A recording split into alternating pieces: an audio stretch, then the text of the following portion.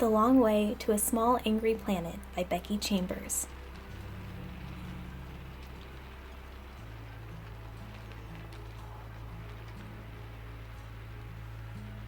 Day 128, GC Standard 306. Transit. As she woke up in the pod, she remembered 3 things. First, she was traveling through open space. Second, she was about to start a new job, one she could not screw up. Third, she had bribed a government official into giving her a new identity file. None of this information was new, but it wasn't pleasant to wake up to. She wasn't supposed to be awake yet, not for another day at least, but that was what you got for booking cheap transport. Cheap transport meant a cheap pod flying on cheap fuel and cheap drugs to knock you out. She had flickered into consciousness several times since launch, surfacing in confusion, falling back just as she'd gotten a grasp on things. The pod was dark, and there was no navigational screens. There was no way to tell how much time had passed between each waking, or how far she'd traveled, or if she'd even been traveling at all. The thought made her anxious and sick. Her vision cleared enough for her to focus on the window. The shutters were down, blocking out any possible light sources. She knew there were none. She was out in the open now. No bustling planets, no travel lanes, no sparkling orbiters. Just emptiness, horrible emptiness filled with nothing but herself and the occasional rock. The engine whined as it prepared for another sublayer jump. The drugs reached out, tugging her down into uneasy sleep. As she faded, she thought again of the job, the lies, the smug look on the official's face as she'd poured credits into his account. She wondered if it had been enough. It had to be. It had to. She'd paid too much already for mistakes she'd had no part in. Her eyes closed. The drugs took her. The pod presumably continued on.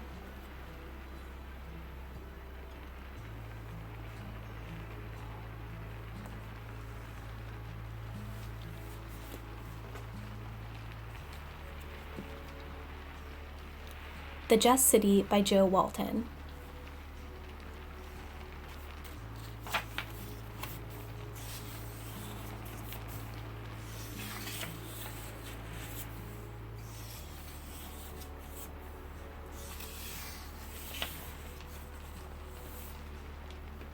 Chapter 1, Apollo.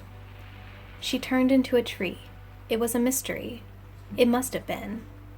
Nothing else made sense because I didn't understand it. I hate not understanding something. I put myself through all of this because I didn't understand why she turned into a tree, why she chose to turn into a tree. Her name was Daphne, and so is the tree she became, my sacred laurel with which poets and victors crown themselves. I asked my sister Artemis first, "Why did you turn Daphne into a tree?" She just looked at me with her eyes full of moonlight. She's my full-blooded sister, which you'd think would count for something, but we couldn't be more different. She was ice cold, with one arched brow, reclining on a chilly silver moonscape. She implored me. She wanted it so much. And you were right there. I had to do something drastic. Her son would have been a hero, or even a god. "You really don't understand about virginity," she said, uncurling and extending an ice-cold leg. Virginity is one of Artemis's big things, along with bows, hunting, and the moon. She hadn't made a vow of virginity. She hadn't dedicated herself to you. She wasn't a priestess. I would never. You really are missing something. It might be Hera you should be talking to, Artemis said, looking at me over her shoulder. Hera hates me. She hates both of us. I know. Artemis was poised now, ready to be off. But what you don't understand falls within her domain. Ask Athena. And she was off, like an arrow from a bow or a white deer from a covert, bounding across the dusty plains of the moon and swooping down somewhere in the only slightly less dusty plains of Scythia. She hasn't forgiven me for the moon missions being called the Apollo program, when they should have been called after her. My domain is wide, both in power and knowledge. I am patron of inspiration, creativity, poetry, and music. I am also in charge of the sun and light. And I am lord of healing, mice, dolphins, and sundry other specialties I've gathered up, some of which I've devolved to sons and others, but all of which I continue to keep half an eye on. but one of my most important aspects, to myself anyway, has always been knowledge. And that's where I overlapped with owl-carrying Athena, who is goddess of wisdom and knowledge and learning. If I am intuition, the leap of logic, she is the plodding slog that fills in all the steps along the way. When it comes to knowledge, together we're a great team. I am, like my sister Artemis, a hunter. It's the chase that thrills me. The chase after knowledge as much as the chase after an animal or a nymph. Why had she preferred becoming a tree? For Athena, it's different. She loves the afternoon in the library, searching through footnotes and linking up two tiny pieces of inference. I am all about the eureka, and she is all about displacing and measuring actual weights of gold and silver. I admire her, I really do. She's a half-sister. All of us Olympians are pretty much related. She's another virgin goddess, but unlike Artemis, she doesn't make a fetish of her virginity. I always thought she was too busy working on wisdom to get involved with all that love and sex stuff. Maybe she'd get around to it in a few millennia, if it seemed interesting at that point. Or maybe she wouldn't. She's very self-contained. Artemis is always bathing naked in forest pools and then punishing hunters who happen to see her. Athena isn't like that at all. I'm not sure she's ever been naked or even thought about it. And nobody would think about it when they're around her.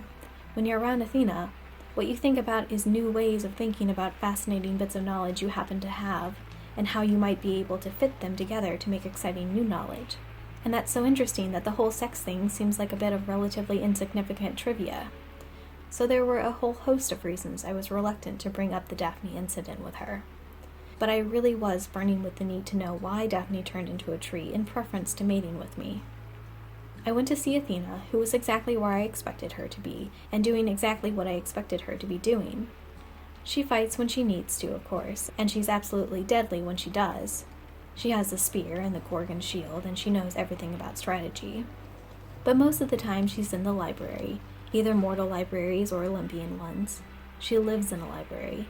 It looks like the Parthenon in Athens on the outside, and on the inside it looks like a giant book cave. That's the only way to describe it. There's one short, stumpy pillar just inside, where the owl sits napping with its head curled around under its wing. Generally, the spear and shield and helmet are leaning against that pillar. There's also a desk where she sits, which is absolutely covered with scrolls and codices and keyboards and wires and screens. There's exactly one beam of sunlight that comes in between two of the outside pillars and falls in exactly the right place on the desk to illuminate whatever she's using at the moment. The rest of the room is just books. There are bookcases around the walls, and there are piles of books on the floor, and there are nets of scrolls hanging from the ceiling. The worst of it is that everything is organized, alphabetized, filed, sorted, even labeled, but nothing is squared off, and it all looks like the most awful mess. I never go in there without wanting to straighten it all out. It bothers me. If I'm going to see her, often I ask her to meet somewhere comfortable to both of us, like the Great Library, or the Laurentian Library, or Widener. As I said, we make a good team, but we generally make a team as equals. I don't tend to go to her as a suppliant. I don't tend to go to anyone as a suppliant except Father when it's absolutely unavoidable. It's rare for me to need to, and with Athena, on this particular subject, it made me deeply uncomfortable.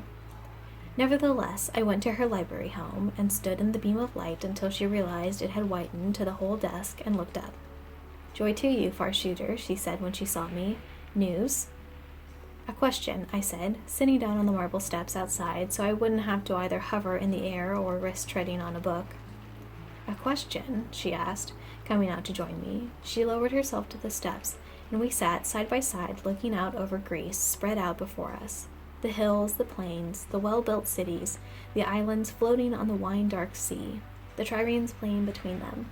We couldn't actually see the triremes from this distance unless we focused, but I assure you they were there.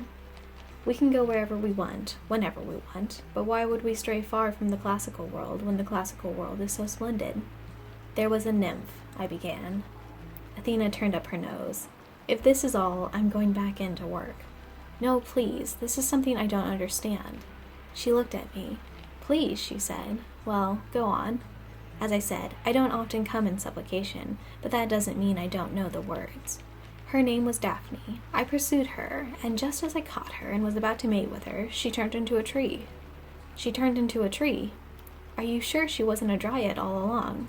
Perfectly sure. She was a nymph. A Nereid if you want to be technical about it. Her father was a river. She prayed to Artemis, and Artemis turned her into a tree. I asked Artemis why, and she said it was because Daphne wanted it so desperately. Why did she want to become a tree to avoid me? How could she care that much? She hadn't made a vow of virginity. Artemis told me to ask Hera, and then said maybe you would know. Gray-eyed Athena looked at me keenly as I mentioned Hera. I thought I didn't know, but if she mentioned Hera, then maybe I do. What's at the core of what Hera cares about? Father, I said. Athena snorted. And? Marriage, obviously, I said.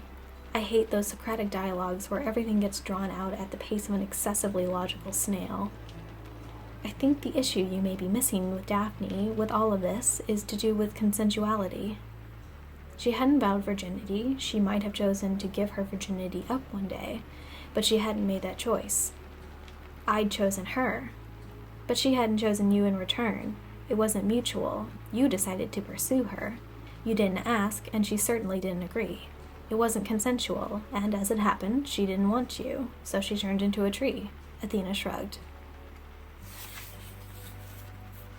But it's a game, I said. I knew she wouldn't understand. The nymphs run away and we chase after. It may be a game not everyone wants to play, Athena suggested. I stared out over the distant islands, rising like a pod of dolphins from the waves. I could name them all and name their ports, but I chose for the moment to see them as nothing but blue-on-blue cloud shapes. Volition, I said slowly, thinking it through. Exactly. Equal significance, I asked. Mm-hmm. Interesting. I didn't know that. Well then, that's what you learned from Daphne. Athena started to get up. I'm thinking about becoming immortal for a while, I said, as the implications began to sink in. She sat down again. Really? You know it would make you very vulnerable. I know, but there are things I can learn much more quickly by doing that. Interesting things. Things about equal significance and volition. Have you thought about when? She asked. Now. Oh, you mean when? When in time? No, I hadn't really thought about that. It was an exciting thought. Sometime with good art and plenty of sunshine. It would drive me crazy otherwise. Periclean Athens? Cicero's Rome? Lorenzo de Medici's Florence? Athena laughed. You're so predictable sometimes. You might as well have said anywhere with pillars. I laughed too, surprised. Yes, that about covers it. Why, do you have a suggestion? Yes, I have the perfect place. Honestly, perfect. Where? I was suspicious. You don't know it. It's new. It's an experiment, but it has pillars, and it has art. Well, it has very Apollonian art, all light and no darkness. Please. This wasn't supplication. It was sarcasm. The last time I used the word, it was supplication, so I thought I'd better clarify. But this was sarcasm, with which I am more familiar. Look, if you're about to suggest I go to some high-tech hellhole where they've never heard of me because it'll be a learning experience, forget it. That's not what I want at all. I am Apollo. I am important. I pouted. Besides, if they think the gods are forgotten, why are they writing about us? Have you read those books? There's nothing more cliched. Nothing. I haven't read them, and they sound awful. And the only thing I want to get from high-tech societies is the robots, she said. Robots? I asked, surprised. Would you rather have slaves? Point, I said. Athena and I have always felt deeply uneasy about slaves. Always. So what do you want them for? Athena settled back on her elbows. Well, some people are trying to set up Plato's Republic. No, I stared down at her. She looked smug. They prayed to me. I'm helping. Where are they doing it? Callisti. She gestured toward where Thera was at the moment we were sitting in. Thera, before it erupted. They're doing it before the Republic was written? I said I was helping. Does Father know? He knows everything, but I haven't exactly drawn it to his attention. And of course, that side of Callisti all fell into the sea when it erupted, so there won't be anything to show long term. She grinned. Clever, I acknowledged. Also, doing Plato's Republic on Atlantis is recursive, in a way that's very like you. She preened. Like I said, it's an experiment. It's supposed to be a thought experiment. Who are these people that are doing it? I was intrigued.